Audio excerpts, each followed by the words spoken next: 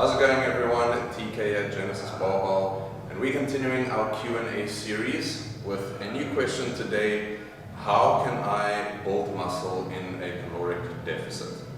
Okay, so this is obviously a big question going around, if it is even possible, and I'm going to give you a little bit of a different insight towards this, because most of the time when you ask someone, they'll kind of immediately flat out tell you, you can't build muscle in deficit, it's impossible, just forget about it. But I'm going to give you a little bit of a different point of view. So just to get our thinking in order, when we are looking at any sort of muscle gain or hypertrophy, or even holding on to muscle mass in a deficit, because that would be the goal, right? When we are in a deficit trying to lose, of course, fat mass, we want to do our best to hold on to the muscle mass that we do have while all that other stuff is taking place, right? The thing is, when it comes to holding on to or maintaining a certain amount of muscle mass, it's not just either we hold on to muscle mass or we losing muscle mass. Okay, this whole thing is on a spectrum. So let me put it to you this way: every single day of our lives and every moment of every minute, we've got a certain amount of muscle atrophy taking place. Okay, when we are eating or sleeping or training and getting some stimulus and some adaptation from that, we are inducing protein synthesis or muscle gain. So we've got these two systems at play constantly, and when we are in a surplus, training really hard with high volume, trying to actively build muscle, what's actually taking place is we are outweighing the amount of muscle atrophy per day or per moment with an excessive amount of protein synthesis and muscle gain, which is now higher than the muscle atrophy taking place, creating this gap or the surplus of gain towards loss, and that's how we actually gain muscle. When we are in a deficit, however, the resources that we've got available to us and our lifestyle and the environment that we're in promotes a lot more muscle atrophy, right?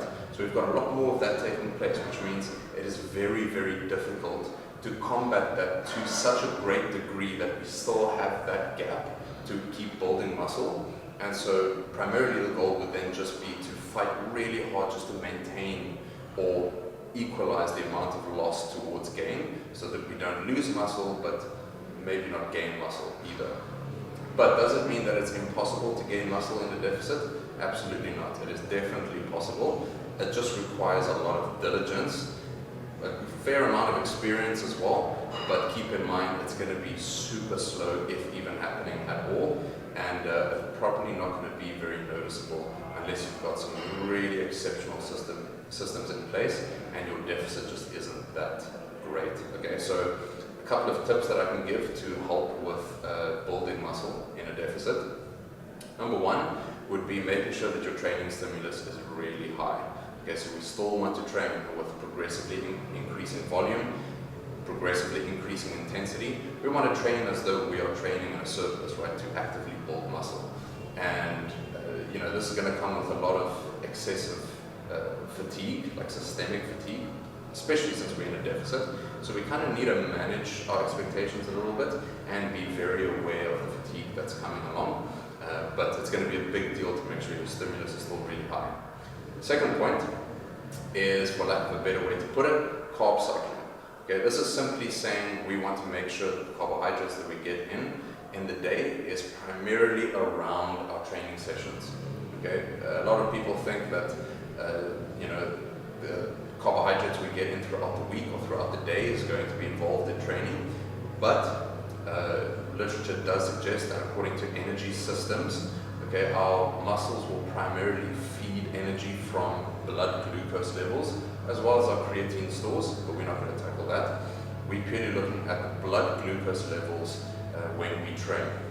So if we can dump a whole lot of carbohydrates from a pre-workout meal into the bloodstream, okay, our muscles are going to derive energy from that, not necessarily as much from glycogen stores. Even though that does get utilized, it's going to be primarily from our blood glucose level. So if we can just get a really good pre-workout meal that's very carb dense, we're good to go for the training session. Keep performance high, keep the stimulus high, and then afterwards, because our muscles are sensitive to glucose uptake, getting in some carbohydrates then will be a great idea. Okay, so that's going to be the primary times when you want to get in your carbs, and that's going to promote holding on to, if not not building muscle.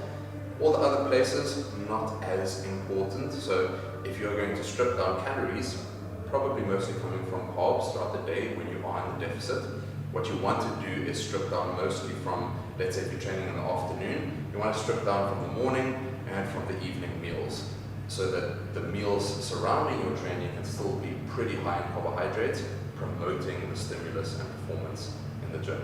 So that's the second point. The third point is making sure that the quality of our nutrition is actually really good. Okay, we obviously want to make sure that the protein intake is significantly high, probably a little bit higher than what you would have in a surplus or a maintenance phase. In my opinion, even though a lot of the literature suggests that we only need, let's say, 2 grams per kilogram body weight of protein in our daily intake, I would push it up to 3 grams, or maybe even a little bit higher, especially in a deficit. There's so much in our body that requires protein, not just for muscle gain and hypertrophy, that we can never be too sure if we're getting in enough. So in my opinion, I would rather keep it super high to be absolutely sure, and getting the good quality protein is great, but we also want to make sure that we're getting in all of our micronutrients from good veggies, from whole grains, from your potatoes, your sweet potatoes, your orangey vegetables, and we want to make sure that most of the calories that we're getting in are coming from protein and carbohydrate sources, and keeping the fats pretty low. So that's my advice for if you want to gain muscle in a deficit, but keep in mind it is exceptionally difficult, and it can be very tricky, but there are ways around it depending on how diligent you want to be.